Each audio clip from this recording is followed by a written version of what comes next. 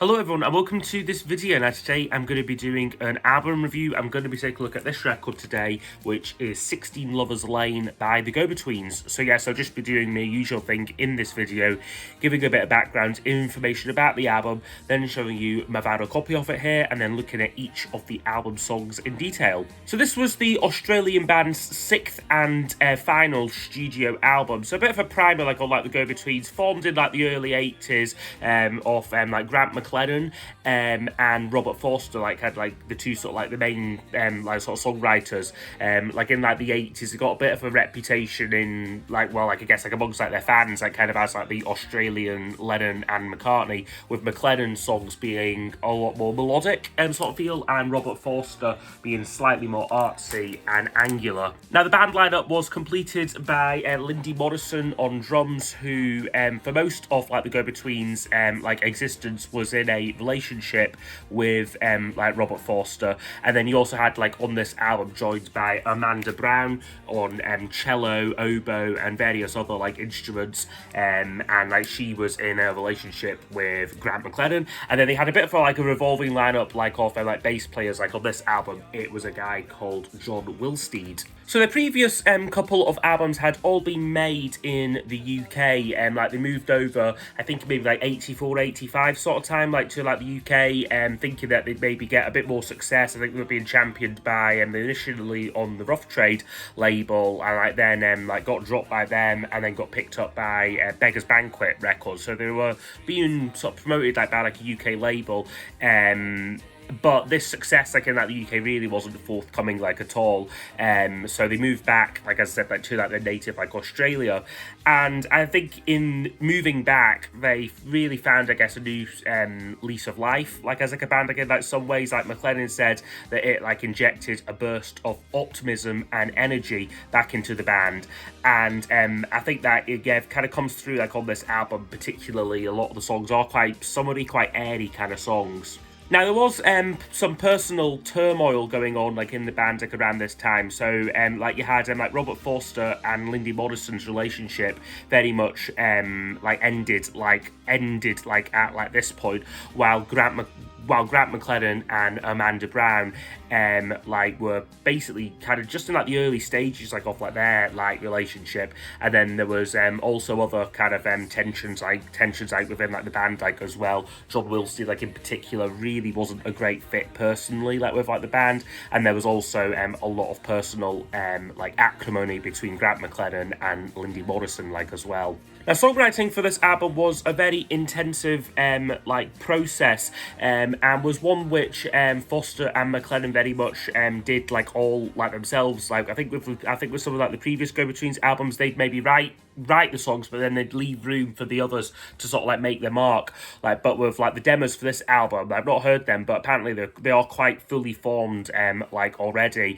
So yeah, it didn't leave a lot of space for the others' input and improvisation, which perhaps caused some further strain. So this album was produced by a guy called Mark Wallace, who was a bit of a new guy in terms of being a named producer, but he'd been an engineer for many years. He'd engineered for the Smiths and U2 as well, and I think had just produced Naked by the Talking Heads and also the Primitives album. And I think with his production, he was keen to sort of stick quite faithfully to the kind of acoustic nature of many the demos, without too much in the way of embellishment. But there were also some other conflicts going on in the studio as well. Particularly a lot of the songs on here don't actually have real drums on them. And there's some conflicting reports. Some people say that Mark Wallace and Lindy Morrison didn't get on, that there was some tension there, and that he decided, right, you know what, I'm going to use a drum machine rather than you. But then there's a really good documentary about this album. I think it's called Great Australian Albums. Must be a wee TV series that they had. And Lindy actually explains that she had some family issues around this time. I think her father was near enough dying basically, so she wasn't gonna, she couldn't fully commit to this, so she actually spent a lot of the time recording the samples for the drum machine, basically. So it's still like her playing it all, but then it's been kind of then programmed like by like Mark and Lindy for like for speed, really. Now, upon the release of the album, it got a fair bit of critical acclaim, with Village Voice calling it their straightest and catchiest bunch of love songs, while Record Mirror called it classic, tearful and moving.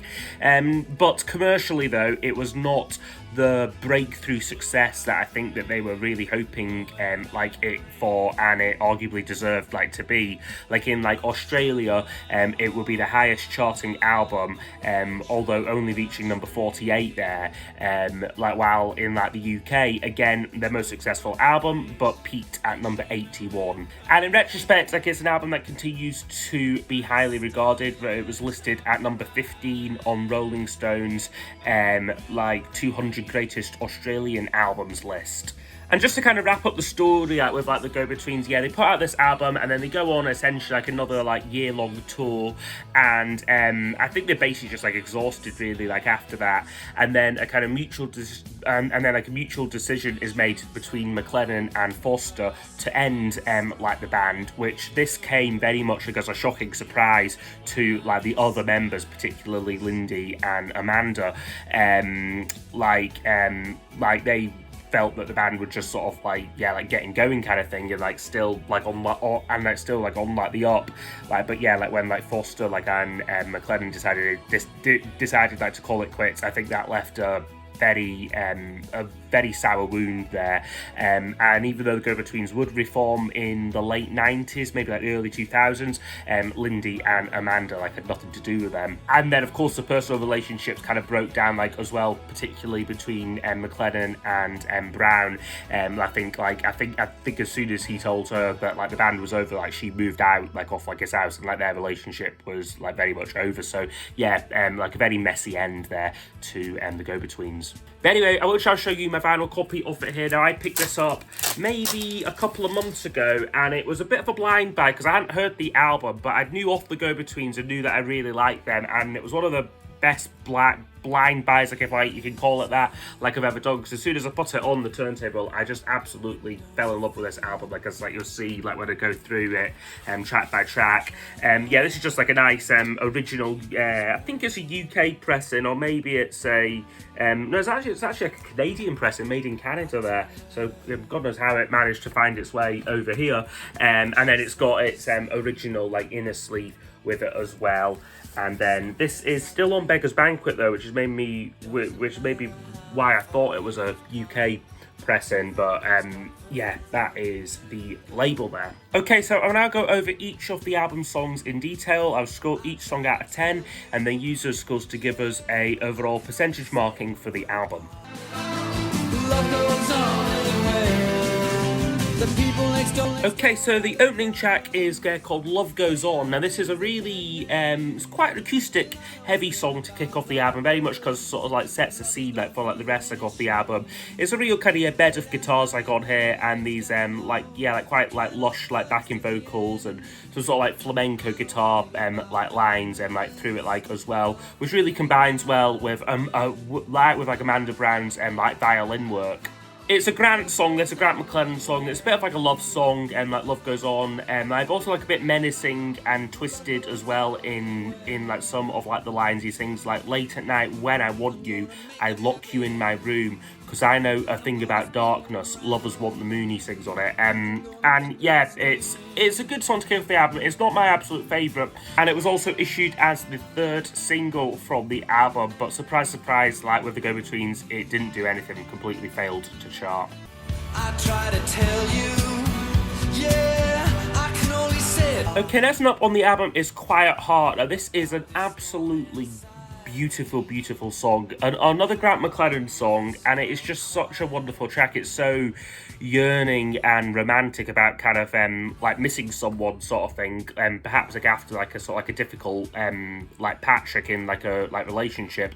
I think he wrote this when after their last tour, Amanda I think had a 2 or 3 week holiday just sort of separate from him. She'd been on the road with him for months, and then was right, we'll have couple of weeks apart, and then we'll get back together again. And again, Grant must have felt very like lonely like around like this time, and yeah, he wrote this really beautiful song. Just about there's a lot of like vulnerability to it. Like, I tried to tell you, but I can only say it when we're apart, about the storm inside of me and how I miss your quiet heart. Just direct and simple lyrics, but sung with real heart, like I think like all this. And it's got a fantastic like arrangement on it as well. I think it really builds up really well. Like, the first couple of verses are quite quiet, but then towards the end, like, you get like Lindsay Morrison's great like drum work on it, you get some some harmonica like on it as well, quite Dylan-esque, like Bob Dylan was one of their big influences, so yeah, he gets a little reference like on like this song here. And again, it's just such a like Mark Wallace's production is just so great on this, because it kind of like, it's just the way it builds up like organically, and then like towards the end you can definitely tell it's a kind of combination of real kind of toms, but then also like the drum machine like on it as well, like that just gives it this really big sound, and like even like the strings on it as well, you could be forgiven for thinking was a full orchestra, but like as far as I'm aware, it was all just like Amanda Brown like overdubbing it. So it is a really great song, Quiet Heart. Yeah, one of my absolute favourite Go-Betweens tracks there. I wanna be the one, love is a sign. Okay, next one up is called Love Is a Sign. Now, this is the first Robert Forster song on the album. And straight away, like, it's a little bit more like artsy, like this one here possibly. He sort of sings about looking up like at like the water lilies, and those kind of like that sort of like imagery. It's another kind of quite a yearning track about like the ending like of like a relationship. Like he sings like, the letters that we're writing, baby, they just break our hearts, and when we get back together again, there's just no time to start, no time to restore, it's all in the ground. So no, again, another really good song lyrically, I think. Some great guitar textures on it, and like kind of like a range like of like acoustic guitars. I think there's some mandolin like on it like as well, so it sounds really good, this one here. And yeah, like it's another really good track. You can't say no forever. Next up is called You Can't Say No Forever. Now, this one is a bit more heavy, like on the album. It's probably the most kind of rocky kind of song like on here. The guitars on it remind me a bit of How Soon Is Now by the Smiths. Of course, Matt Wallace was the engineer like on like that song. Like, so it's got that same kind of like chugging, quite kind of rhythmic, propulsive kind of feel to it. And again, it's a song where I think it's more the soundscape on this that I like really like gravitate to.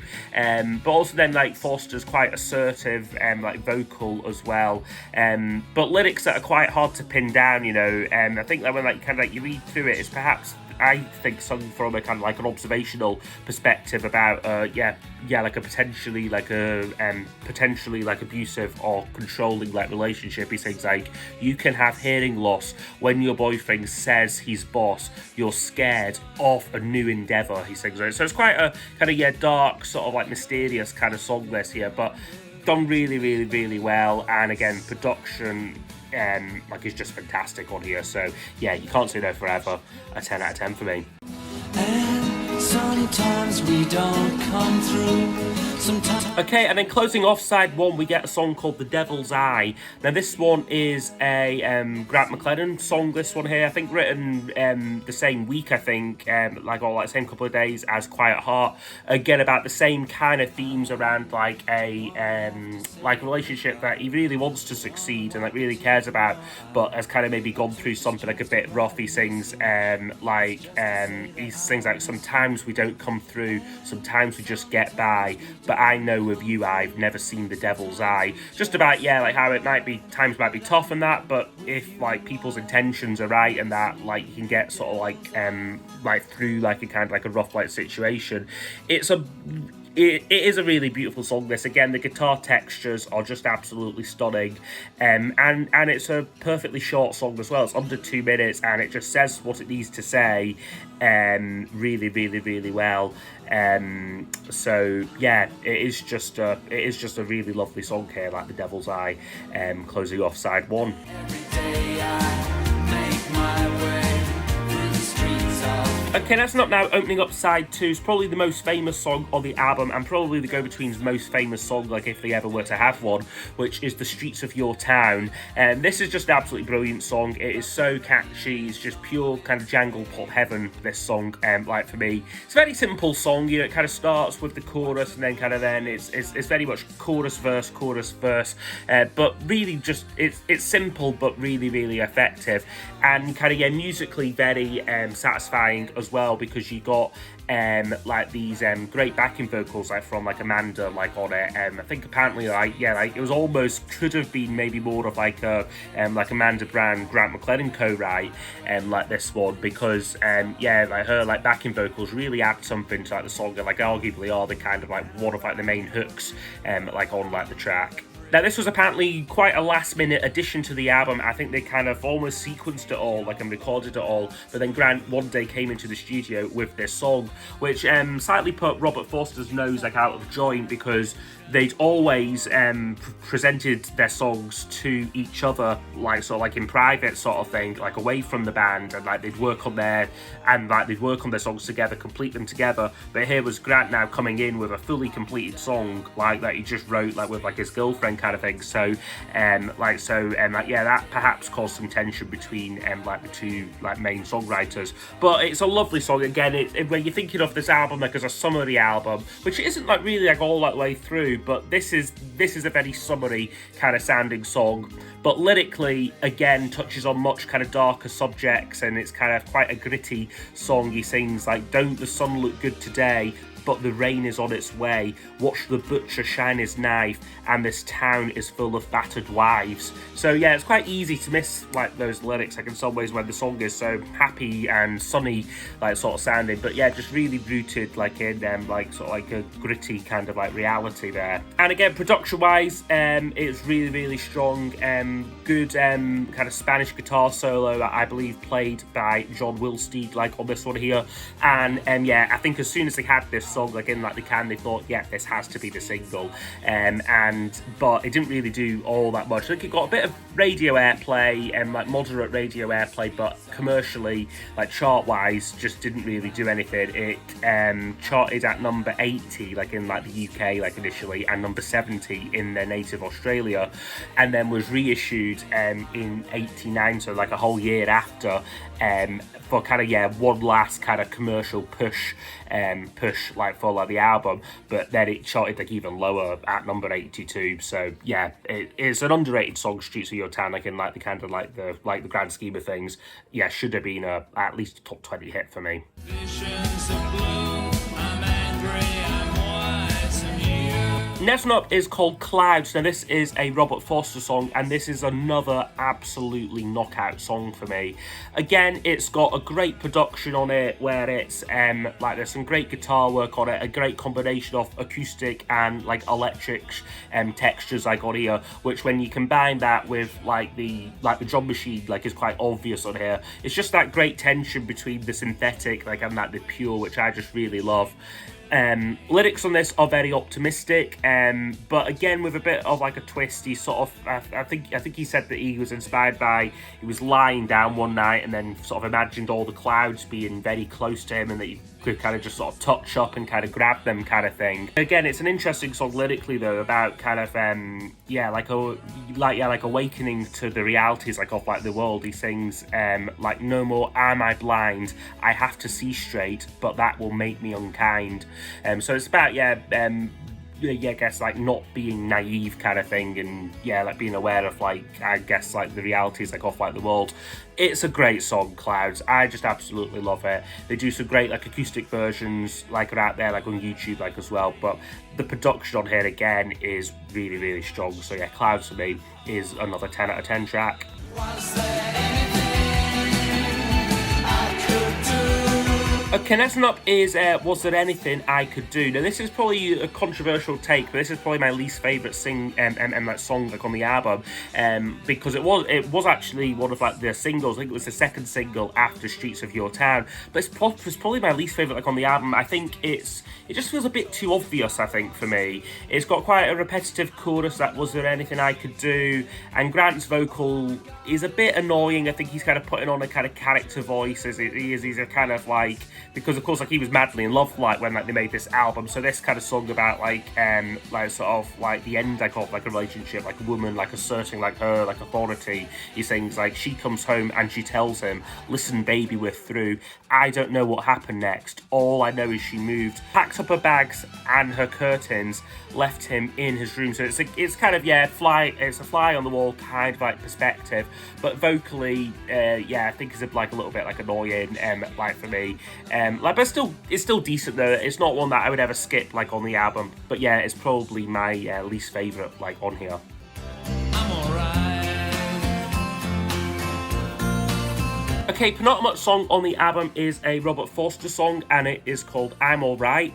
This one is kind of very much sort of fits the mold like of this album. Acoustic based song, very much again about the ending like of like a relationship and kind of not being ready to kind of like move on. Like he sings like on it, I'm splashing and dashing myself, a sad man, trying to lift 100 weight if I can. It's a good song, this. I like the way it builds up. Again, it kind of like it starts off very acoustic, and then drums come in, and then you get like Amanda Brown. I think it's like an oboe she plays like on this one here, like coming in towards the end, which again just gives it a really unique texture. No other kind of indie band had like an oboe player like in them, and it's one of the kind of like key things like with like go-betweens that makes them like quite unique. I mean, I'm Alright is maybe, I guess it's what you might call like on a weaker album and like a weaker song filler, possibly. Just sort of maybe melds into the background like a little bit, but I always enjoy it like when it's on though. So yeah, for me, like I'm Alright will get an 8 out of 10. I'll die for your memory. Okay, and then the album finishes with another, for me, stone cold classic, Dive for Your Memory. This is another Robert Forster song, again, very much about the ending of his and Lindy's relationship, and it is just such a heartbreaking song. This is full of so much regret kind of thing, and about like that line that we stood that chance, like at like our relationship. It's just so powerful, and such a kind of like a unique way of kind of saying it's kind of like it's very much in the past, but we stood that chance, but now we don't stand a chance kind of thing. Like it's like a really powerful, moving song. I think the whole song is quite plaintive, like kind of like the like arrangement like on it, like there's really not a lot going on like on it, but there's like what they do put on it, whether it be harmony vocals, and I think there might be some violin work like on it as well. It's all just perfect for me. One of the best kind of breakup songs like out there for me. Dive for Your Memory, a 10 out of 10 song. Okay, so overall, 16 Lovers Lane by the Go-Betweens would get a score of 92%. So that is a very high score for this album, and I think it thoroughly deserves it. I think this is an absolute gem like of an album here. It is the Go-Betweens' best album for me. I know a lot of fans do tend to prefer their slightly more angular, interesting, artsy kind of early work, but for me, I think on this album it's just got so much of like an emotional core to it that I think is perhaps missing from some of those slightly more literate and kind of clever like earlier albums. This one just feels a very pure and very heartfelt album, and it was a great place for me to start with them because I kind of had a couple of their albums. I had Liberty Bell and the Black Diamond Express, and I'd liked it but wasn't super duper into it. But only when I got this album that I really pricked up to like the Go-Betweens and thought, oh wow, like these guys are really, really, really strong.